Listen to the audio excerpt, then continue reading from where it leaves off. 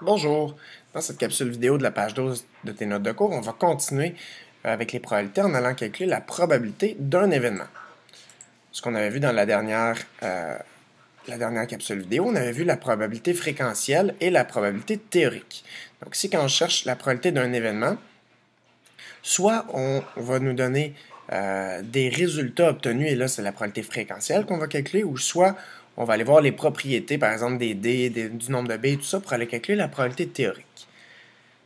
La notion qu'on va voir dans cette page-ci, c'est que quand on voit un « ou », ça revient à additionner les probabilités. Donc quand je vais avoir, par exemple, la probabilité d'obtenir une bille bleue ou une bille jaune, il va falloir tantôt que j'aille additionner les probabilités.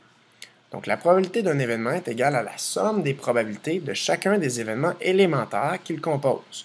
Donc quand j'ai un événement où il y a plusieurs événements, ça revient à faire la somme de chacune de mes probabilités des événements élémentaires qui contiennent chacun des résultats. Donc si j'ai un exemple, un bac contient 6 billes bleues, 4 billes rouges, 3 billes blanches et une bille jaune. Ça me fait en tout 14 billes. Donc j'ai 14 billes en tout. Si je me demande quelle est la probabilité de l'événement obtenir une bille bleue ou une bille jaune. Quand je vous demande toujours d'identifier vos calculs, ici pour les probabilités, ça va toujours être de reprendre la question et de l'écrire de façon plus compacte, comme on avait vu dans la page précédente. Donc ça revient à dire quelle est la probabilité d'avoir une bille bleue ou une bille jaune. Quand j'ai un « ou », on l'a dit ici, « ou », ça revient toujours à additionner. Donc la probabilité qu'elle soit bleue ou jaune, on additionne les probabilités, c'est la probabilité qu'elle soit bleue plus la probabilité de piger une bille jaune.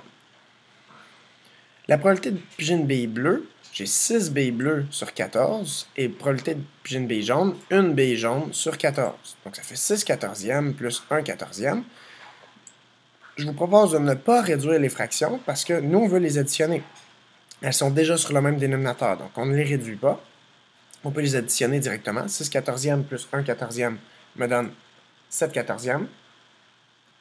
Et ça se réduit à une demi. Donc ça, c'est ma fraction irréductible que je peux venir encercler. Prochaine question, toujours avec la même situation. Quelle est la probabilité de piger une bille blanche ou une bille jaune? Donc je vais aller identifier mon calcul. Ça revient à faire la probabilité d'avoir une bille blanche ou une bille jaune. Donc je viens identifier mon calcul en reprenant la question et en l'écrivant de façon plus compacte. La probabilité d'avoir une bille blanche ou jaune, ça revient à calculer la probabilité d'avoir une bille blanche plus la probabilité d'avoir une bille jaune. La probabilité d'avoir une bille blanche, on avait 3 billes blanches sur 14 et une bille jaune sur 14. Donc ça fait 3 quatorzièmes plus 1 quatorzième, ce qui nous donne 4 quatorzièmes, qui se réduit à 2 septièmes, qui est ma fraction irréductible que je vais aller encercler. Si je prenais tous mes événements élémentaires, la somme des probabilités de tous ces événements élémentaires-là d'une expérience aléatoire donne toujours 1, ou 100%, parce que je prends tous mes événements élémentaires, donc tous mes résultats possibles de oméga. Donc ça devient un événement certain. On va aller s'en convaincre en faisant un autre exemple. Quelle est la probabilité de piger une bille blanche, ou jaune, ou rouge, ou bleue? Donc chacune de mes couleurs. Donc je vais aller identifier mon calcul en reprenant la question de façon compacte. Probabilité d'avoir une bille blanche, ou jaune, ou rouge, ou bleu. Donc ça, c'est égal à la probabilité d'avoir une bille blanche, plus la probabilité d'avoir une bille jaune, plus la probabilité d'avoir une bille rouge, plus la probabilité d'avoir une bille bleue. J'écris chacune de mes probabilités. Donc 3 quatorzièmes plus 1 quatorzième plus 4 quatorzièmes plus 6 quatorzièmes, ce qui correspond chacune au nombre de billes de chaque couleur sur les 14 billes en tout. Ce qui me donne 14 quatorzièmes, donc un entier. Donc si je prends chacune de mes couleurs, la probabilité d'avoir